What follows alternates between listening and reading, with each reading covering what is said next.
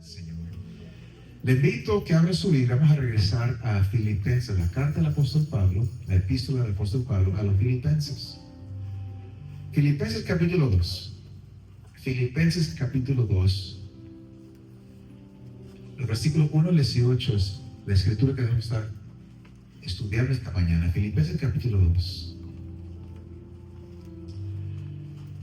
El título de la lección es La humildad conduce a la armonía. La humildad conduce a la armonía. Y esta mañana llegamos a uno de los pasajes más bellos, pero más desafiantes del Nuevo Testamento. Filipenses capítulo 2, versículos 1 al 18. En esta porción de la carta del apóstol Pablo a los Filipenses, se nos hace una invitación a tomar una mirada profunda a lo que significa ser un seguidor de Cristo. No solamente en creencia, no solamente en la creencia, sino que en la actitud, en la acción, en nuestra relación los unos para con los otros. ¿Qué es lo que es realmente ser un seguidor de Cristo? Vamos a ver esta mañana cómo en el corazón de este pasaje encontramos un llamado a la unidad a través de la humildad. Por eso el título, una vez más, la humildad conduce a la armonía. Pablo aquí nos insta como iglesia a ser de un mismo sentir, que nos amemos los unos a los otros profundamente y que no actuemos por el egoísmo, por el orgullo. Y encontramos también en este pasaje, en estos versículos, uno de los himnos cristológicos más sorprendentes en toda la Escritura. Aquí el apóstol Pablo nos señala a Jesús no solamente como Salvador, pero también como nuestro ejemplo máximo de lo que es ser realmente un cristiano, un hijo de Dios. Jesús igual a Dios. Jesús igual a Dios se despojó de sí mismo y dice la palabra que tomó forma de siervo, se humilló a sí mismo, fue obediente aún hasta la muerte en la cruz. Esta es la mentalidad a la cual nosotros hemos sido llamados a imitar. Y déjeme iniciar diciendo esto. Es importante que entendamos esto. Es un llamado. Esto es un mandato. Esto es una orden. No es una sugerencia. Bueno, deberían de vivir de esta manera. No. Es un llamado a nosotros como hijos de Dios a que obedezcamos lo que dice la palabra del Señor. Esto es lo que el Señor espera de nosotros. Una vez más, no es una sugerencia, es un orden, un mandato, un llamado que el Señor nos da, una mentalidad a imitar, la mentalidad de Jesucristo. Entonces, en un mundo que valora la autopromoción, en un mundo que valora la autopromoción, el beneficio personal, las palabras de Pablo aquí en el capítulo 2 de Filipenses nos llama a algo completamente diferente. Algo completamente diferente. Una vida moldeada por la cruz. Una comunidad marcada por el amor, la humildad y el servicio sacrificial. Es lo que el Señor espera de nosotros. En un mundo completamente diferente al nuestro. Una vida moldeada por la cruz. Una comunidad marcada por amor, humildad y servicio sacrificial. Obviamente la iglesia en Filipo, los filipenses, era una iglesia que estaba dividida. Una iglesia dividida por argumentos, por quejas, dividida por personas que impulsaban sus propias agendas, se promocionaban a sí mismas, carecía una unidad de espíritu. Y este era el problema de esta iglesia de los filipenses. Carecían de la unidad de espíritu. Entonces, los versículos 1 al 4 de Filipenses capítulo 2 son una continuación de lo que vimos la semana pasada, del capítulo 1, versículo 27 al 30, donde, si usted recuerda, la semana pasada hablamos de cómo vivir una vida digna del Evangelio. ¿Qué es vivir una vida digna del Evangelio? Entonces, este capítulo 2, los primeros 4 versículos son una continuación de esa palabra que nos dio la palabra en la semana pasada, de que es vivir una vida digna del Evangelio. Y esto implica, como dice el versículo 27 del capítulo 1, que estemos firmes en un mismo espíritu, combatiendo unánimes por la fe del Evangelio. Eso significa una vida digna del Evangelio, que estemos firmes en un mismo espíritu, combatiendo unánimes por la fe del Evangelio. Y esto presenta ahora, en versículos 1 al 4, el escenario que continúa.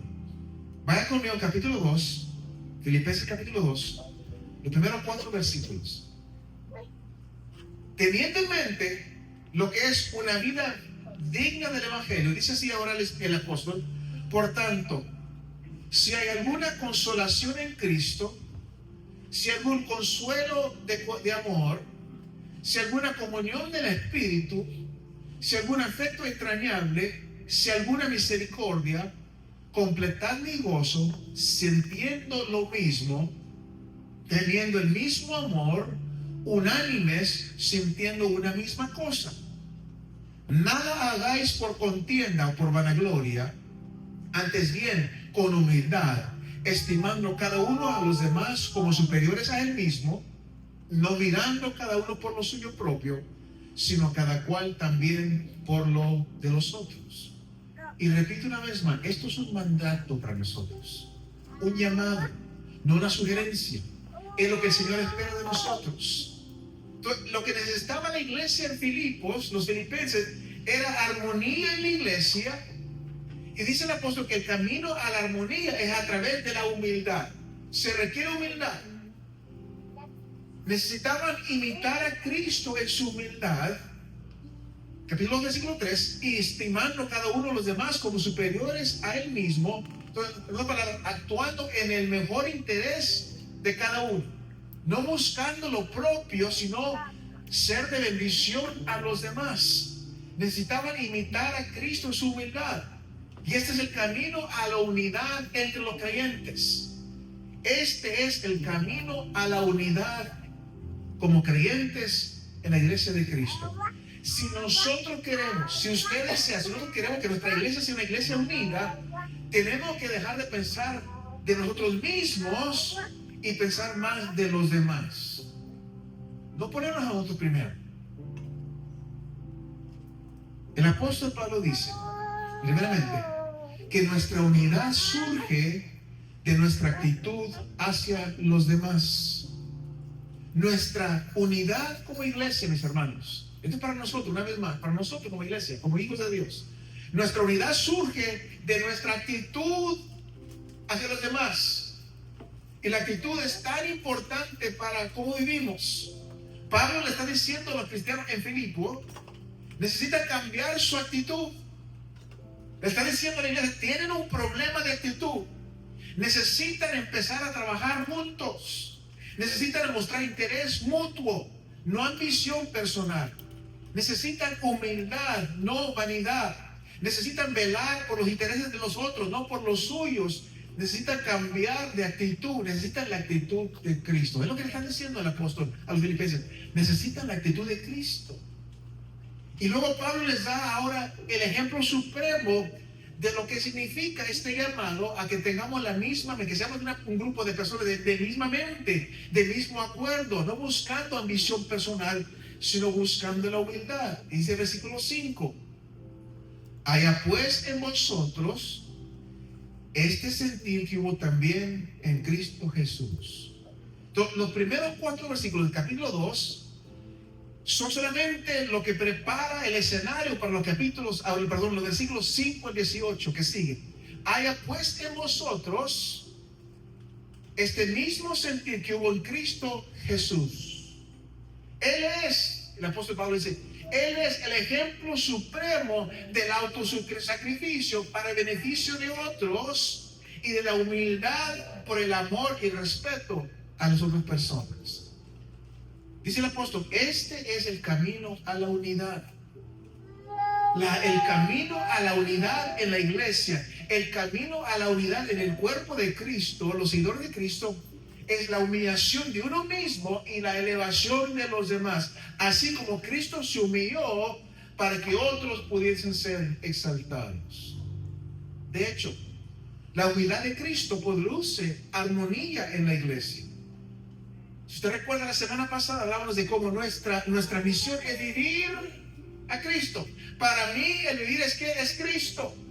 Es nuestro propósito, nuestra visión. Vivir a Cristo, ser la presencia de Cristo aquí en la tierra. Pero esto incluye también practicando la humildad de Cristo. Y esto en torno va a producir la unidad. Vivir a Cristo, ser la presencia del Señor, de Jesucristo aquí en la tierra, incluyendo la práctica de su humildad, siguiendo su ejemplo.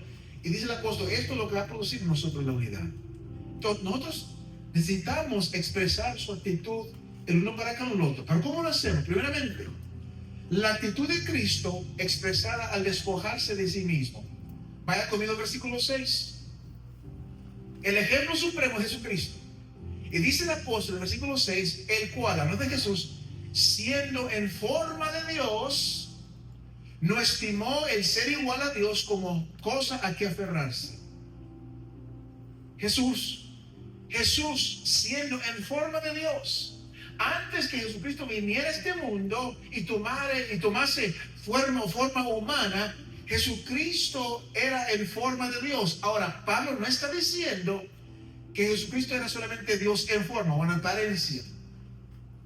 No, siendo en forma de Dios significa que Jesucristo poseía todas las características de Dios que son esenciales para la realidad de Dios. En otras palabras, Él es Dios. Jesucristo, Él es Dios. Totalmente Dios, nada menos que Dios, en la misma naturaleza de Dios. Sin embargo, dice el apóstol, sin embargo, Él no consideró el ser igual a Dios como algo a que aferrarse. Él no consideró el ser igual a Dios como algo que él podía explotar para su propio beneficio. Dice que Él se humilló a sí mismo. Y dice el versículo 8, haciéndose obediente hasta la muerte y muerte de cruz. Una vez más, este es nuestro ejemplo. Jesús dejó su posición. Jesús dejó todos los privilegios, todos los derechos de su posición. Diferente a los monarcas humanos, los presidentes que desesperadamente se aferran al poder, a su posición. No, Jesús se rindió.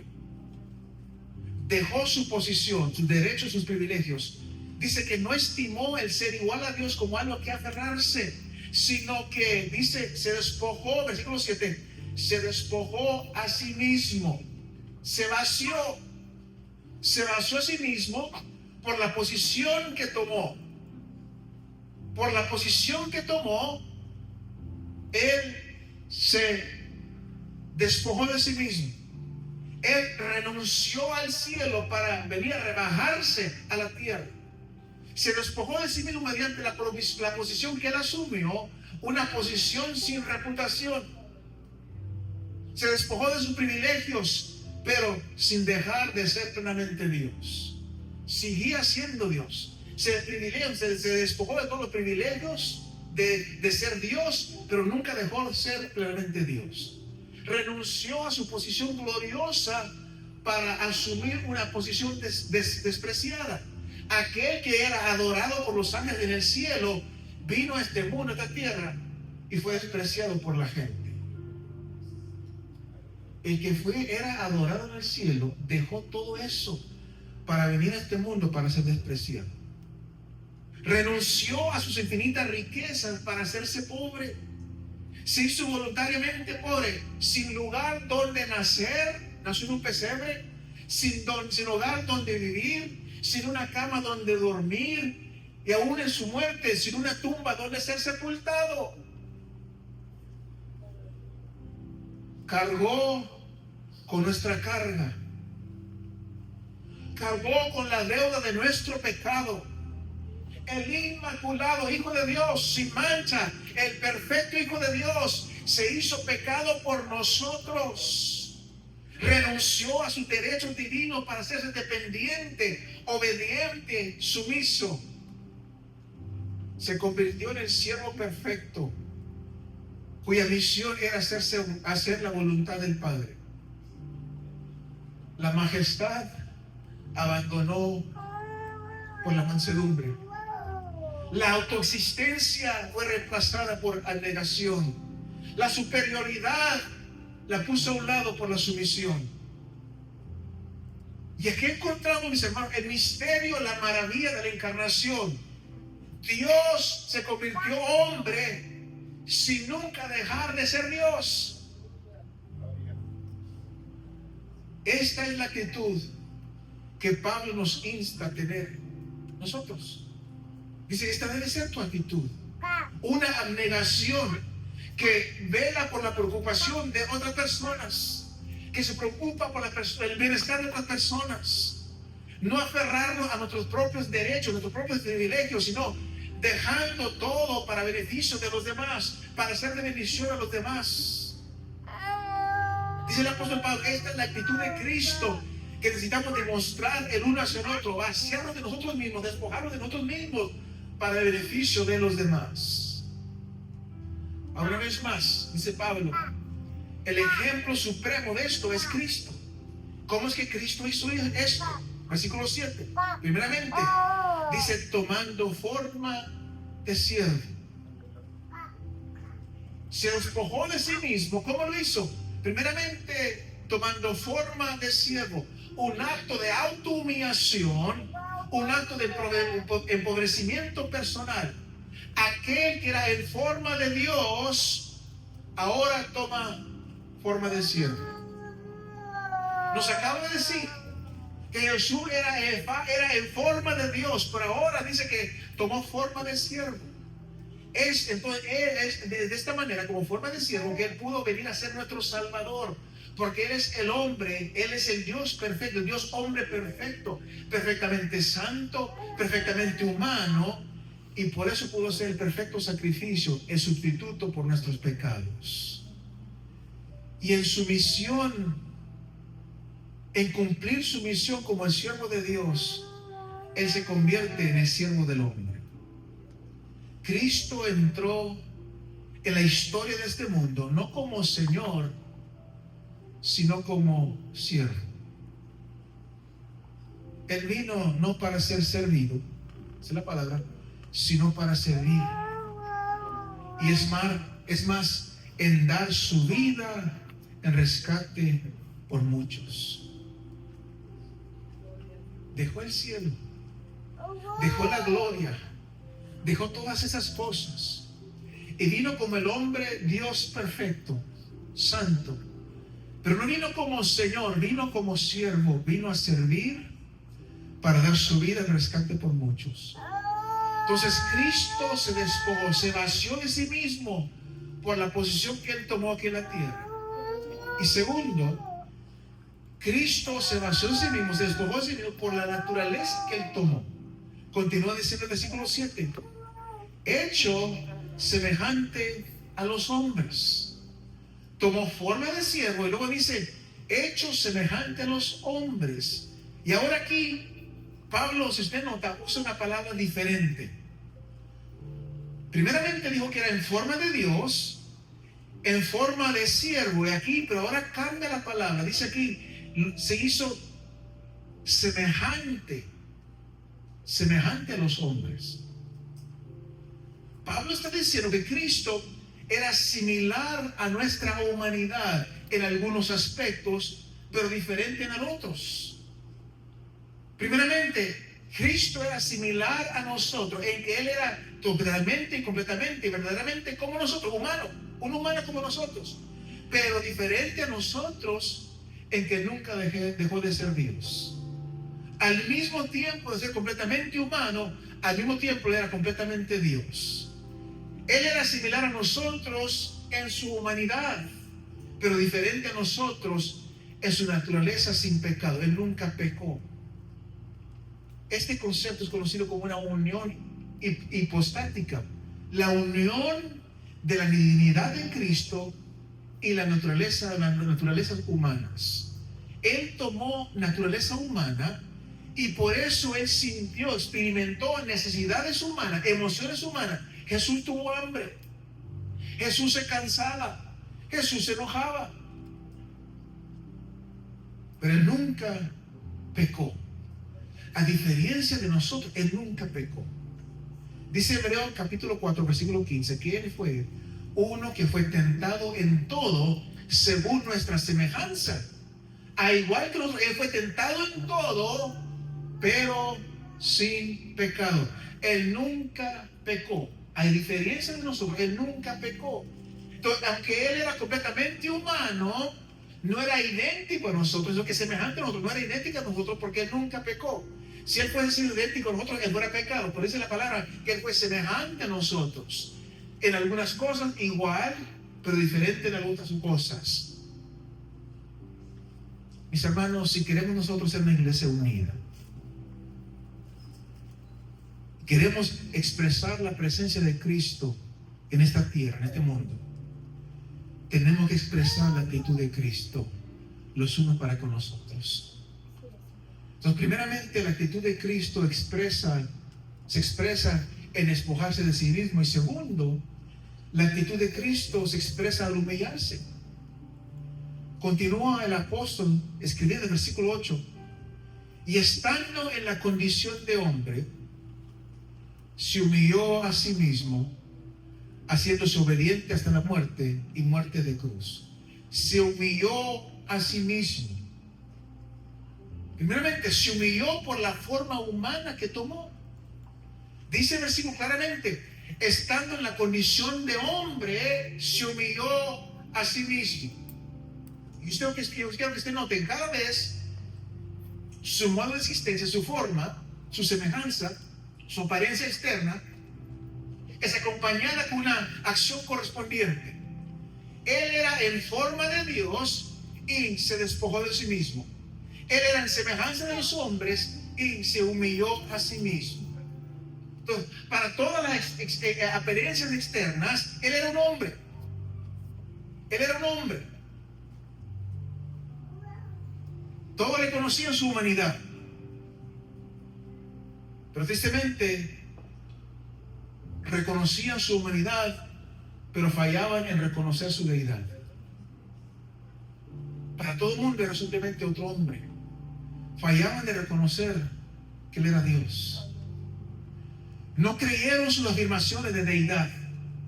Rechazaron sus palabras. Rechazaron sus obras. Lo aborrecían. Despreciaban a Dios, a Jesús. Y Dios, y como Dios, Él, dice la palabra, Jesús eligió despojarse de sí mismo.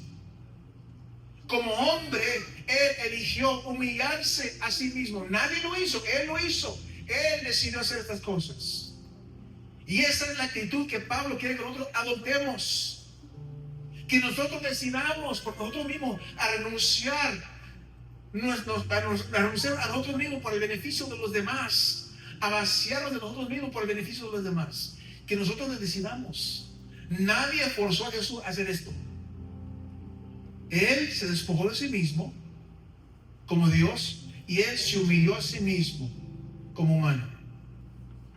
Jesús se humilló a sí mismo tomando la forma humana y también se humilló a sí mismo con la muerte cruel que murió. Versículo 8 continúa diciendo: haciéndose obediente hasta la muerte y muerte de cruz.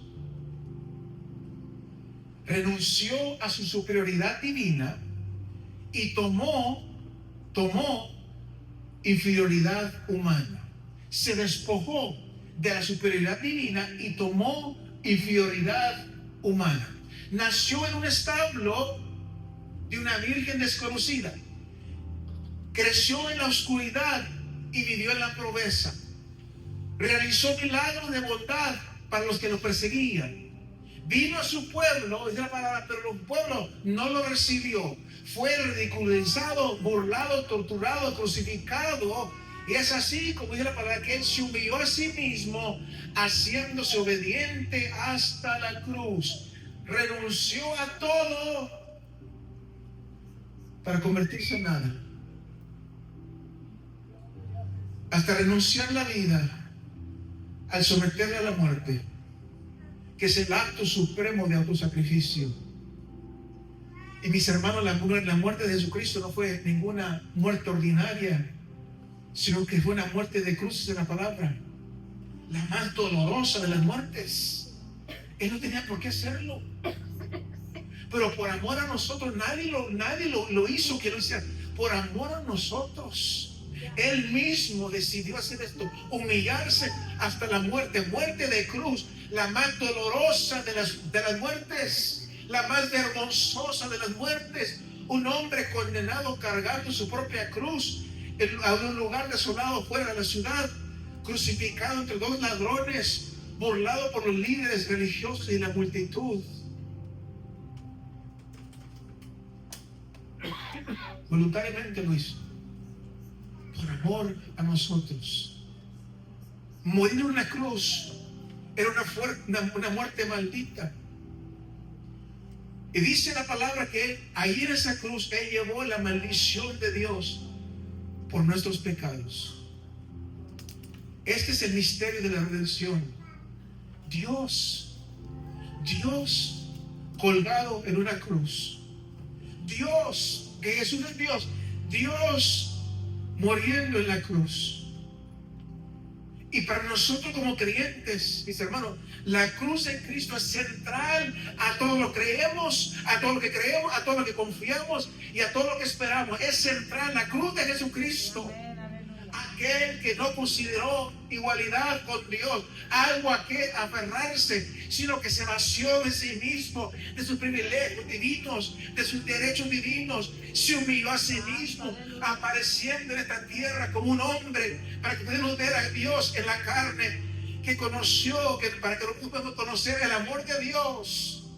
Expresó todo esto en su muerte en la cruz del Calvario. El acto supremo de la autohumillación. Cristo se despojó de sí mismo. Cristo se vació de sí mismo. Cristo se humilló a sí mismo. Pero continúa diciendo el apóstol que Dios lo exaltó a la posición más alta de todo el universo. Versículo 9 al 11. Es verdad que Cristo hizo todo esto por amor a nosotros, pero dice, por lo cual Dios ahora también lo exaltó hasta lo sumo y le dio nombre que es sobre todo nombre, para que en el nombre de Jesús se doble toda rodilla de los que están en los cielos, en la tierra y debajo de la tierra, y toda lengua confiese que Jesucristo es el Señor, para gloria de Dios Padre. A Él sea la gloria, la honra y el honor, porque Él hizo todo esto por nosotros. Dios no lo dejó solo, porque Él se despojó de sí mismo, se humilló. Dios no lo hizo a un lado. Dios lo exaltó hasta lo más alto. Entonces vemos que Jesús es exaltado a una posición de identificación universal. Versículo 9. Por lo cual Dios también lo exaltó hasta lo sumo, dice, y le dio nombre que es sobre todo nombre. Ahora yo quiero que note que aquí ahora el sujeto del verbo cambia de Cristo a Dios. Cristo ahora es el objeto a quien Dios le da la posición más exaltada, el nombre más ensalzado. La obediencia a la muerte en la cruz no fue el fin de Jesús. No, Dios lo exaltó como Dios no ha exaltado a nadie más. Jesucristo fue levantado, resucitado de las profundidades de la muerte a las alturas del cielo. Él fue exaltado, Dios le exaltó de los lugares más bajos a la posición más alta en el cielo, y ahora Jesucristo está sentado a la diestra del Padre, coronado de gloria y majestad y honor. Y fue el propósito de Dios darle a Jesús un nombre tan especial, un nombre con un significado tan especial, como Salvador de sus hijos, como Salvador de su pueblo. Un nombre que es el nombre de nuestro Señor Jesucristo exaltado, nuestro Salvador exaltado. El nombre de Jesús está por encima de todos los otros nombres. Dice que Dios le otorgó el nombre que es sobre todo nombre. Su exaltación revierte ahora su vaciamiento. Aquel que ocupó el lugar más bajo al estar colgado en la cruz, ahora es honrado por el lugar más alto a la diestra del Padre. Aquel que fue condenado por los hombres es exaltado por Dios. Aquel que fue crucificado ahora es coronado. Aquel que se hizo pobre es gloriosamente rico. Aquel que fue rechazado por los hombres claramente es aceptado por Dios. Aquel que se hizo siervo ahora reina como rey de reyes y señor de señores. Aquel que llevó una corona de espinas ahora lleva una corona de gloria.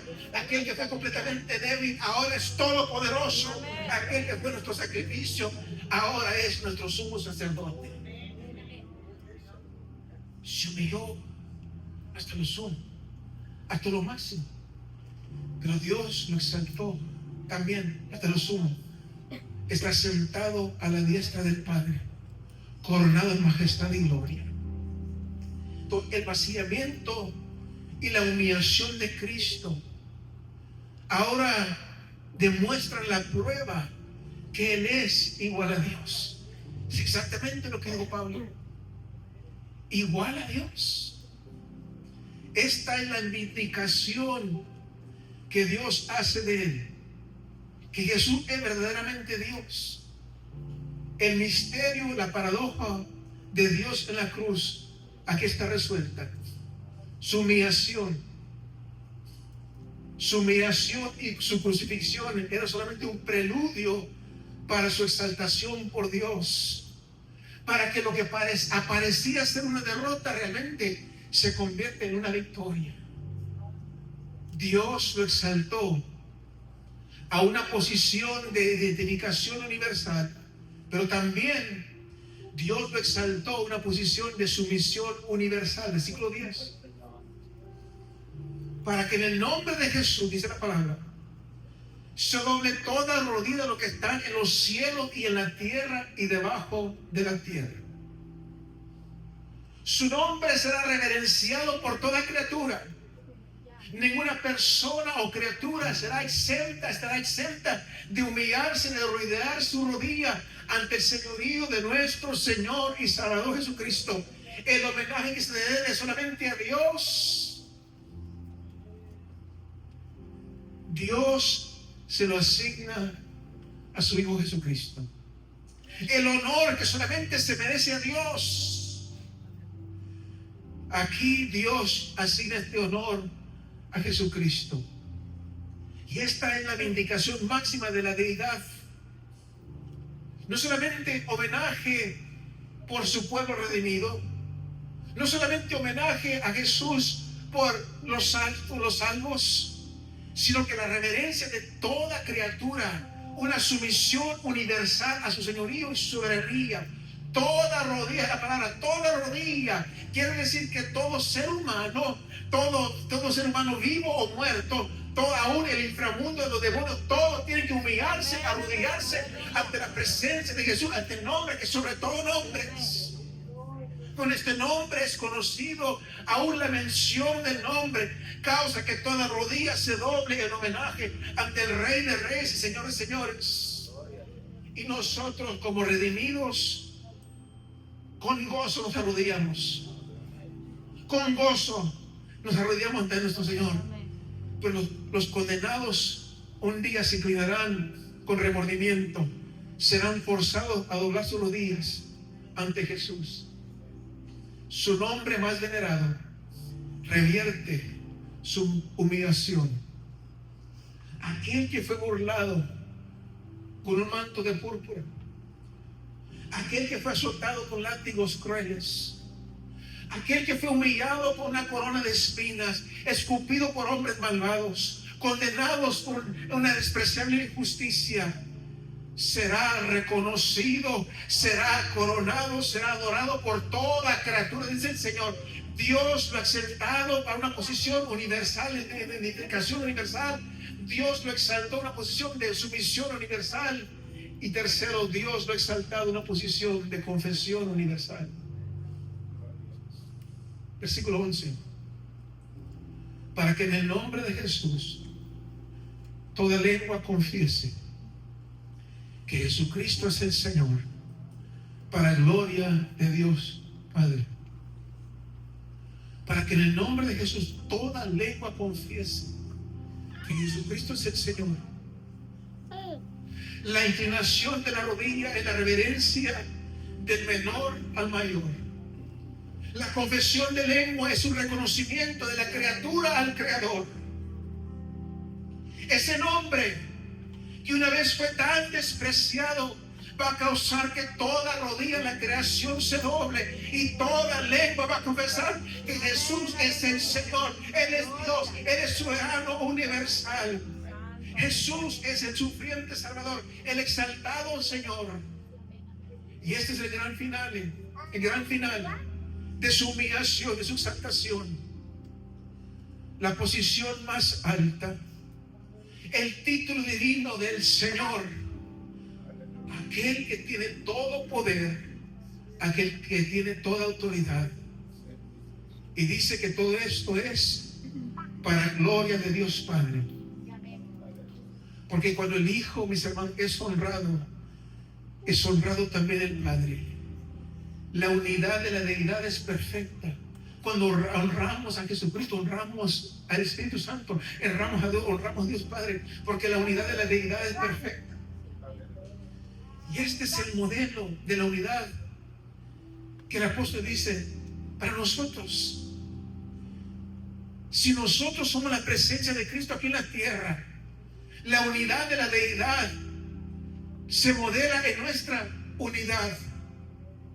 Nuestra unidad, mis hermanos, tenemos que entender eso. Nuestra unidad es la evidencia más poderosa que nosotros somos la presencia de Cristo aquí en la tierra. Nuestra unidad. Y la clave de nuestra unidad es tener la actitud, la mente de Cristo, humillándonos para beneficio de los demás. Entonces, primero, nuestra unidad surge de nuestra actitud, el uno para con el otro. Pero segundo, nuestra unidad se demuestra en nuestras actividades unos con otros. Versículo 12. Por tanto, amados míos, como siempre habéis obedecido, no como en mi presencia solamente, sino mucho más ahora en mi ausencia, ocupaos en vuestra salvación con temor y temblor. Cuando nuestra mente es transformada por la actitud de humildad, nuestra actividad será transformada por una actitud de obediencia. Una vez más, esta mañana el Señor está hablando a cada uno de nosotros personalmente, individualmente. ¿Qué haremos con esta palabra? ¿La vamos solamente a escuchar o la vamos a obedecer? Cuando nuestra mente es transformada a través de una actitud de humildad, nuestra actividad es transformada por una actitud de obediencia. Entonces, palabra, no es suficiente cambiar solamente nuestra mentalidad, un verdadero cambio de mente hacia el uno con el otro, se transforma en nuestro comportamiento, el uno para con el otro. La obediencia es la característica subyacente de la semejanza a Cristo, sin la cual podemos adorar o servir en unidad. Entonces, aquí está el desafío de Pablo para nosotros. Pablo nos está diciendo que debería ser nuestra actitud, y ahora nos está desafiando en cómo debemos de actuar. Porque podemos conocer la palabra al revés y al derecho, pero si no la obedecemos, de nada nos sirve. Entonces, aquí está el desafío. Ya nos ha dicho cómo debemos hacer en nuestra actitud, como Cristo. Como Cristo, todo lo que nos acaba de decir. De ahora viene el desafío. ¿Cómo debemos de actuar? ¿Cómo mantenemos nuestra obediencia a Cristo? La pregunta. Bueno, mantenemos nuestra obediencia a Cristo primeramente trabajando de manera que muestra nuestra salvación en Cristo. Termina el versículo 12 con estas palabras: ocupaos en vuestra salvación con temor y temblor. ¿Qué significa eso? Tenemos que poner en práctica la actitud de Cristo para que nuestra salvación sea evidente en cómo vivimos y actuamos juntos como iglesia. Una vez más, no es suficiente tener la palabra aquí, sino que la palabra tiene que llegar hasta acá y tiene que verse en cómo actuamos, cómo vivimos, cómo nos comportamos. La actitud de Cristo, nuestra salvación es evidente en cómo nosotros vivimos y actuamos juntos como iglesia. No en la desunión, no luchando cada uno por sus propios derechos individuales, sino que en humildad, sirviéndonos los unos a los otros, estimando los unos mejores que nosotros mismos, luchando juntos por la fe del Evangelio, trabajando juntos. Sirvimos a aquel que un día será universalmente aclamado, y eso debe causarnos temor y temblor. Servimos a aquel que un día será universalmente aclamado. Una vez más, eso debe causar nosotros temor y temblor. ¿Cómo podemos nosotros ser tan individualistas, tan egocéntricos, tan preocupados por los intereses propios, cuando vemos cómo actuó Cristo? Nuestra actitud debe ser como la de Cristo. ¿Cómo podemos nosotros actuar de manera tan individualista? ¿Cómo podemos nosotros ser tan egocéntricos, tan preocupados solamente por nosotros, por nuestros propios intereses, al ver la actitud de Jesucristo? Por eso dice el apóstol: ocupaos en vuestra salvación con temor y temblor. Pero ¿cómo hacemos eso? Podemos hacerlo porque dice el capítulo del siglo 13 que es Dios el que en nosotros produce así el querer como el hacer para su buena voluntad. ¿Cómo nos ocupamos de nuestra salvación con temor y temblor? Dios es el que en nosotros produce así el querer como el hacer para su buena voluntad. Dios es aquel que nos da el poder interior para hacer esto. No podemos por nosotros mismos. Él obra en nosotros de tal manera que nosotros deseamos su beneplácito, el bien de Dios.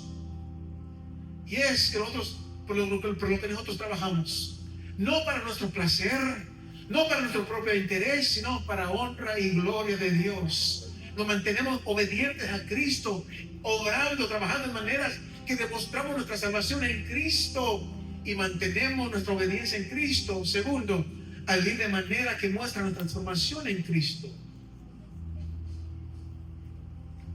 Las iglesias que trabajan juntas en el poder de Dios y para el propósito de Dios, dice el versículo 4, lo hacen todos sin qué, sin murmuraciones y contiendas. Si vamos a seguir el ejemplo de Dios, de Cristo, si vamos a ser una iglesia unida, dice el apóstol, vamos a demostrar nuestra unidad siguiendo, obedeciendo el ejemplo de Cristo. Ocupaos en vuestra salvación con temor y temblor, haciendo todo sin murmuraciones y contiendas. ¿Por qué? Porque ese tipo de comportamiento, mis hermanos, la murmuración y las contiendas, no tiene lugar entre aquellos cuya misión es ser la presencia de Cristo en la tierra y demostrar su presencia a través de la unidad. Para vivir en maneras que vivimos, que demostramos la transformación en Cristo, significa, primeramente, demostrar nuestra moralidad en Cristo. Versículo 15. Para que seáis irreprensibles y sencillos, hijos de Dios, sin mancha, en medio de una generación maligna y perversa, en medio de la cual resplandecéis como luminares en el mundo. Que seáis irreprensibles y sencillos, hijos de Dios sin mancha, en medio de una generación maligna y perversa. Nosotros, mis hermanos, debemos ser un pueblo que resalta. Un pueblo que resalta en este mundo. Porque somos diferentes. Personas de integridad.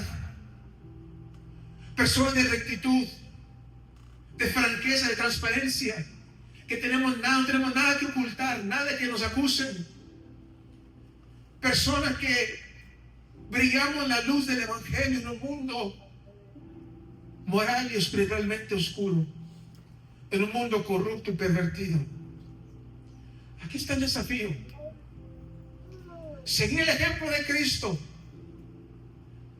Jesucristo era diferente, la gente reconocía en él la diferencia. Es lo que dice el apóstol Pablo en nosotros: que seamos un pueblo irreprensible y sencillo, hijos de Dios sin mancha en medio de una generación maligna y perversa. Vivimos en un mundo oscuro, un mundo corrupto, pervertido. La gente debería ver en nosotros una diferencia, trabajando de manera que demostremos nuestra salvación en Cristo, viviendo de manera que muestra nuestra moralidad transformada en Cristo. Son personas diferentes, íntegras, rectas, francas, transparentes. Nuestra transformación en Cristo significa demostrar nuestra moralidad en Cristo, pero también nuestro testimonio por Cristo. Versículo 15, la última parte, y el versículo 16: en medio del cual resplandecéis como luminares en el mundo, asíos de la palabra de vida, para que en el día de Cristo yo pueda gloriarme de que no he corrido en vano, ni en vano he trabajado. Que brillemos por Dios en este mundo. Versículo 15 dice: asíos de la palabra, asíos de la palabra de vida. Esta es la marca del pueblo, que es la presencia de Cristo en el mundo. La palabra de Dios está en nuestra mente, en nuestro corazón, nuestra alma, nos ha transformado. Esta es la marca de aquellos que actúan en humildad, en unidad. Somos un pueblo de la palabra de Dios. Seguimos, vivimos la palabra de Dios, obedecemos la palabra de Dios, demostramos nuestra moralidad en Cristo, siendo irreprensible y sencillo, hijos de Dios sin mancha, obedeciendo la palabra. Una vez más, ¿de qué nos sirve escuchar estas palabras si no las vamos a obedecer? Es un desafío obedecer la palabra del Señor. Esto debe estar nosotros en nuestro corazón, aceptando esta palabra, recibiendo la palabra. Dice: Señor, yo quiero oír esta palabra. Yo recibo esta palabra esta mañana, Señor. Demostramos nuestra moralidad en este mundo corrupto, siendo un pueblo irreprensible, sencillo, hijo de Dios sin mancha. Demostramos nuestro testimonio por Cristo, asíos de la palabra de vida, el Evangelio, mis hermanos, ambos en nuestra palabra, pero también en nuestras obras. Dice el apóstol: para que el día de Cristo yo pueda gloriarme de que no he corrido en vano, ni en vano he trabajado. Nuestro testimonio por Cristo, en palabra y en hechos, es una maravillosa afirmación del impacto, de nuestro impacto, del ministerio de otros en nuestra vida. Mi deseo es que Dios me use como instrumento para compartir la palabra con ustedes, que yo pueda ver en ustedes, como el apóstol dice: yo quiero ver que mi trabajo no ha sido en vano. Lo que dice el apóstol: yo pueda gloriarme de que no he corrido en vano, ni en vano he trabajado. Que Dios usó a personas para hacer de bendición para nuestras vidas. Nuestros pastores ya están en edad avanzada, y sin duda para ellos esta palabra es una realidad. No han corrido, no han trabajado en vano. Sus horas de estudio, sus lágrimas, sus oraciones no han sido en vano. Es lo que dice el apóstol: que yo pueda gloriarme, que no he corrido en vano, que pueda ver en el pueblo del Señor la obediencia a la palabra, la transformación. Pablo trabajó. Usted recuerda, Pablo está escribiendo esta carta desde la cárcel, sin saber si va a vivir o va a morir. Él está escribiendo esta carta diciéndoles: he trabajado entre ustedes. Muchos han venido a la fe a través de mi ministerio. Sigan mis instrucciones. Dice el apóstol: sigan mi ejemplo. Y los exhorta ahora a que continúen aún en su ausencia. Él estaba encarcelado. Que pongan en práctica lo que les había enseñado. Dice el versículo 6: para que en el día de Cristo yo pueda gloriarme de que no he corrido en vano y en vano he trabajado. Esto sería su máxima recompensa, su máxima expectativa, de que cuando todo se ha revelado el día de Cristo, Él pudiese estar orgulloso de ellos y que su obra entre ellos no había sido en vano. El versículo dice así: dice el apóstol: aunque sea derramado en libación sobre el sacrificio y servicio de vuestra fe, me gozo y regocijo con todos vosotros. La imagen aquí es que Él está sobre el altar de sacrificio de su vida por amor a ellos. El altar, el sacrificio de su vida en el altar por la fe de ellos. Esos están inseparablemente unidos. Su labor entre ellos y su fe, que se expresa particularmente en su testimonio. Pero esto no solamente sería la causa de su regocijo, sino que también de ellos. Versículo 18: y asimismo gozaos y regocijaos también vosotros conmigo. Yo espero que un día muy pronto, yo sé que mi pastor siento lo mismo, que un día muy pronto, al estar en la presencia del Señor, yo pueda ver a cada uno de ustedes, que ustedes también llegaron, que con orgullo pueda presentarme ante el Señor. Señor, mira, aquí está tu pueblo, aquí está tu iglesia, los que me diste a cuidar, aquí están, Señor. Y ustedes también gozarse. Gozarnos juntos, unidos.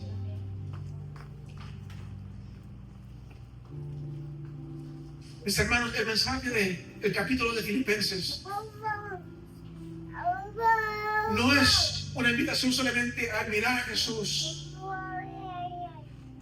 El mensaje del capítulo 2 de Filipenses demanda que sigamos a Jesús. No solamente admirar a Jesús, seguir a Jesús. No nos pide que estemos de acuerdo con la humildad en teoría, no. Nos llama a vivir la humildad en práctica. No solamente es algo que se escucha bonito, no, es algo, es un llamado, un mandato, es lo que el Señor espera de nosotros. Este pasaje no es un amable recordatorio, es un llamado radical a una vida que agrada al Señor. Es lo que el Señor espera de nosotros. Pablo presenta una imagen de Cristo que se despojó de sí mismo, se vació de sí mismo, se hizo humano, abrazó la oscuridad y recorrió el camino del sufrimiento y la obediencia. Y dice Pablo: este es tu ejemplo. Ese es nuestro ejemplo. Esta es nuestra mentalidad. Ese es nuestro llamado. Entonces termino esta mañana preguntándote: ¿dónde necesitas dejar atrás tu orgullo? Examina tu corazón, examina tu vida. ¿Dónde necesitas dejar atrás tu orgullo? ¿Qué te está diciendo esta mañana el Espíritu Santo? ¿Dónde te está trayendo convicción el Espíritu Santo? ¿Dónde necesitas dejar atrás tu orgullo? ¿A qué te ha llamado Cristo a renunciar? ¿A qué te estás aferrando? Cristo renunció a todo. Se despojó de sí mismo, se vació de sí mismo. ¿A qué te está llamando Cristo esta mañana a renunciar en tu vida? Aleluya. ¿Estás trabajando por tu salvación? ¿O simplemente te dejas llevar por la corriente de tu cristianismo? En un mundo obsesionado por ser primero, Jesús nos llama a ser últimos. En una cultura impulsada por el poder, Jesús nos llama a servir. En una sociedad marcada por quejas y división, Jesús nos llama a brillar en unidad. Pero no brillamos por ser ruidosos. Brillamos cuando somos como Él. Esa es la diferencia que el mundo necesita ver. Que nosotros somos Jesús para ellos. Vivimos a Cristo. Para mí vivir es Cristo. Para mí vivir es Cristo. Para mí vivir es Cristo. Somos la presencia de Cristo en este mundo. Y cuando nuestra iglesia viva de esta manera, como Jesús, humilde, obediente, entregada, el mundo va a ver que somos la luz de nuestro Señor Jesucristo. No es el desafío, mis hermanos, esta mañana es no salir de este lugar como entramos, no salir de este lugar como entramos, no dejar esta lección aquí, no llevarnos esta lección con nosotros, llevarnos la palabra del Señor con nosotros, dejar que el capítulo de Filipenses venga a formar nuestras relaciones, venga a formar nuestra palabra, venga a formar nuestra misión, nuestro sacrificio, todo, seguir a aquel que se humilló a sí mismo y fue exaltado. Y un día, cuando toda rodilla se doble y toda lengua confiese, usted puede decir: yo viví para gloria del nombre de Jesús, yo viví para honrar a Jesús, para mí vivir fue Cristo. Santo, aleluya. Vayamos, mis hermanos, y vivamos como Cristo. Aun cuando este mundo no lo haga, nosotros hagamos la diferencia. Amén, amén. Acepta esta palabra esta mañana, recíbala. Es una palabra personal para cada uno de nosotros. Basta de llenarnos de la palabra. Obedezcamos la palabra. Inclina su rostro.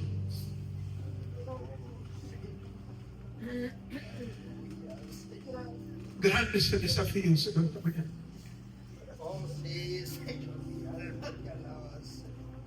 Grande es el desafío de tu palabra esta mañana.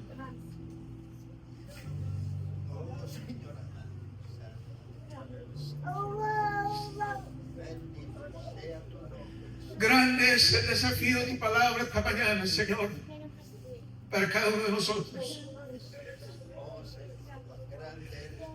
Un llamado a ser una iglesia verdadera, una iglesia genuina.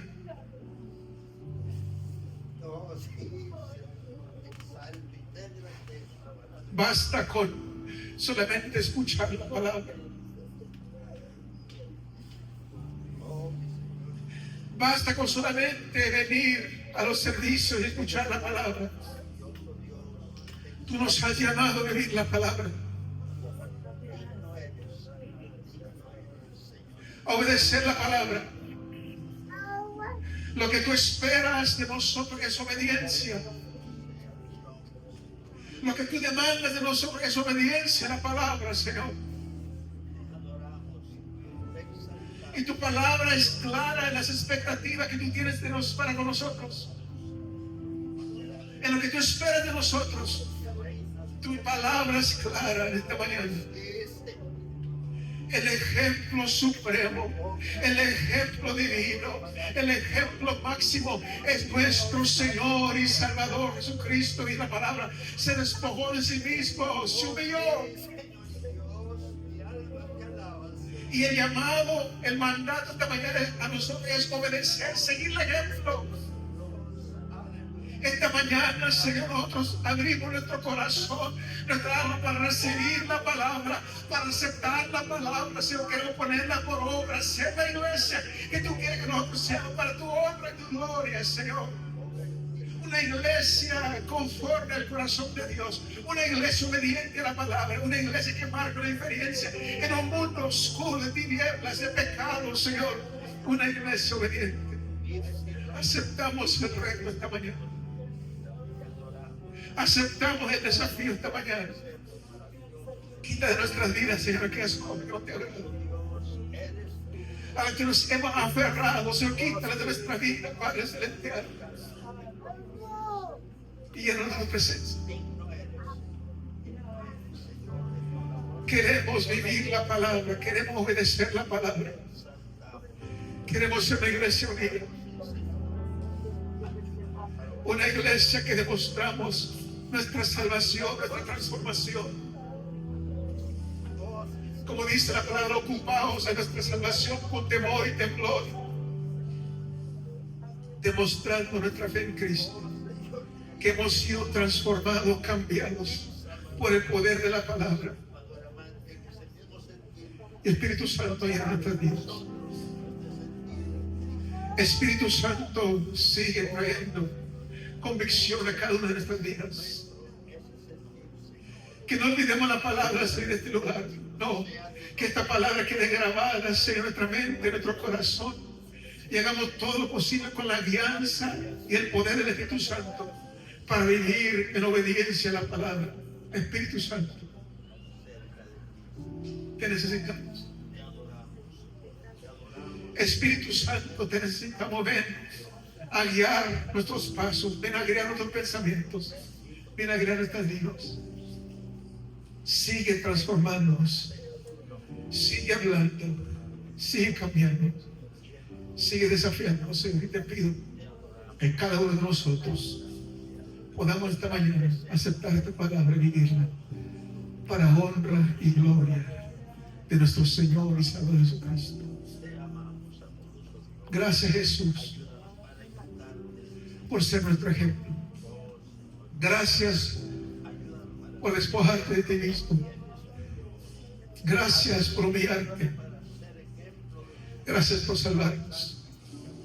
Tan grande salvación tenemos ahora. Gozamos ahora por tu obediencia, tu humillación, Señor. Gracias. Te damos gloria, te damos honra, te damos honor por quien tú eres. Tú eres digno de recibir la gloria, digno de recibir la honra, digno de recibir la honra. Adoremos al Señor esta mañana. Dele gloria, dele honra.